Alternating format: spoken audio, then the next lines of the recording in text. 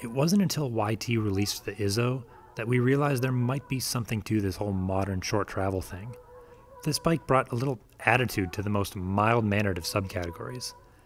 And it happened to be the only blind spot in YT's product lineup. But still, an XC bike from YT? Well, yeah. But you know, bikes like this are pretty hot right now. These like short travel, marathon, some people like to say downcountry, but we don't like to say that here. No, like ultra capable XC exactly. bike. Yeah, and it's just like, it's almost like this is it's like the new version of just a pure mountain bike that can sort of do everything, right? It's almost a reaction to those bikes that kind of went way down the rabbit hole with travel and numbers long and low and slack, and it's kind of reining it back a little bit. And it's kind of fun to spend some time on these bikes again. Yeah, it really is. So there's some interesting things going on with the spec and the build with this bike. There's a lockout, which I thought they executed really nicely. I think the last one I rode was a Scott remote lockout, and I've never quite gotten along with that. And I thought the way they used the RockShox grip shift. It's actually nice, like not having an extra lever on there. It matches, like it's a really good way to do a remote without sort of conflicting with the dropper lever, right? And the way that this works is actually done really well. So when the bike is open, you actually twist this grip shifter, and when you twist and it snaps into place, and then it does not twist anymore, like it's locked until you hit this release button. And what's nice about that is, and so that's when the suspension is open, and you know, you're like getting after it and shredding, and you can maneuver the bike without worrying about this grip shifter twisting, which is everybody's worry, and that's why people hate grip shift, right? It just was like really, I felt like it was pretty intuitive to use, and I think we all felt like it was necessary.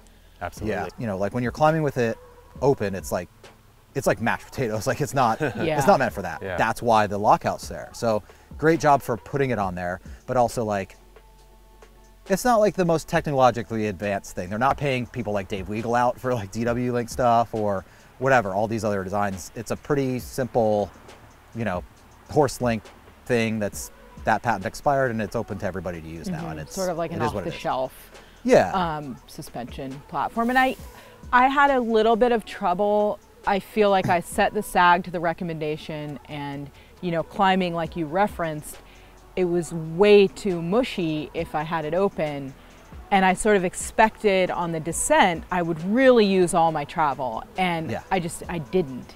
Yeah, I think we all had a little bit of trouble kind of like perfectly dialing it in, right? Like at 30% sag, it felt like it was in a good sag position and left the bike in a good geometry and stuff for the climbing and everything, right? You ran it actually with more than 30% sag, and I did, yeah, and on the climbs in particular, it felt like I was way too deep into that travel on steep climbs. I was just sagging too much into it. I mean, and then you're relying on that crutch, like we said, with the remote lockout, and it's super intuitive and really easy to use, and I was loving it on the trail. But in contradiction to that, I kind of don't want to need that all the time, you know? So keep in mind the Izzo has 10 to 15 millimeters more travel than most bikes in this category, so it makes sense it's less firm on the climbs. But it also makes sense that YT would be focused on the descents. And we found that the Izzo's dialed geometry really rose to meet what that extra travel offered. But then, you know, you get to the top of the climb and you start the descent, and it does have this incredibly balanced, like precise feel when you're descending. So, I mean, when you look at the sum of all the parts, it really is put together quite well for what it's working with, right? Yeah, I mean, the geometry is modern. Like, I feel like the numbers are where they should be for a bike with this travel, and it feels like that, the whole package feels balanced in that way. I felt very centered, and I felt like I could rear wheel steer the bike really easily. Like, I knew exactly where the rear wheel was. I could feel it. I could feel it squirm. I could correct. I could squirm. I could push it out on purpose and really have a lot of control at that rear wheel. And I noticed that right away, and I loved that feeling. It made it a really fun bike to descend in that manner. You know, I love riding bikes that you can rear wheel steer like that. Yeah, totally. I think I was a little confused by some of the spec. I mean, they spec'd a lighter tire, the Forecaster, than I probably would prefer, but I kind of understand the spec. I don't think there's anything wrong with it. It's just, I think in some of the steep, loose bits, I would have been more comfortable with a beefier tire. This category kind of straddles that. I mean, you can have an aggressive trail rider that's going to put on beefier tires, or you can have an XC person that's going to put on these really kind of svelte, fast rolling tires. It really is, you know, up to the person who's riding it, you know? In a way, like I kind of feel like if it had, you know, aluminum wheels and heavier tires, it would feel too trail for sort of like what YT was going for with this bike. So in a way, I almost feel like this bike needs it. And I think it's a really good way to separate it from the Jeffsy, which isn't too far off on travel and stuff, right? Like, and to that point on this build that we've got these lightweight carbon wheels, these DT Swiss wheels, and to me it really adds that kind of whole ride quality of a lightweight kind of XC oriented bike, even though it is 130 mil travel, you know? Yeah. I really like descending on this bike on kind of the fast, smooth stuff, but I wasn't as comfortable in the chunky stuff, and I think that's a combination of maybe the tire spec, the cockpit. I feel like I would make some changes in the cockpit, a little bit wider bar, shorter stem, just to feel a little more comfortable there.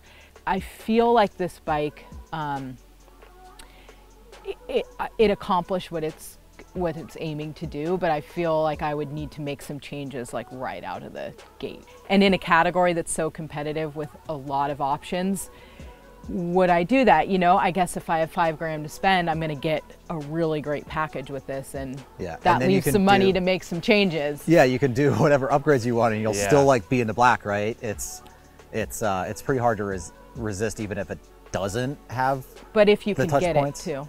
If you can get it, and that's one of YT's, you know, we do have to say that, right? Because it's one of, you know, the biggest issues in the last couple of years with this brand is they're always out of stock. They're selling through all the bikes. Yeah, I do appreciate on their website, they were saying like in each size, they had a date for when it's available. And I mean, I don't know how accurate that date is, but at least if you're really stoked on this bike, you can at least go to the website and have an idea if that's realistic or not, versus just trying every day and failing.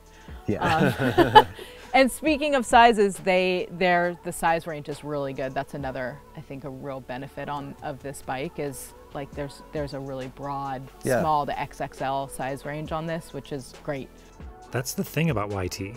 Like, whatever your size preference, your riding style, or your budget, there's probably a bike for you in their lineup, especially now that the lineup includes a bike like the Izzo.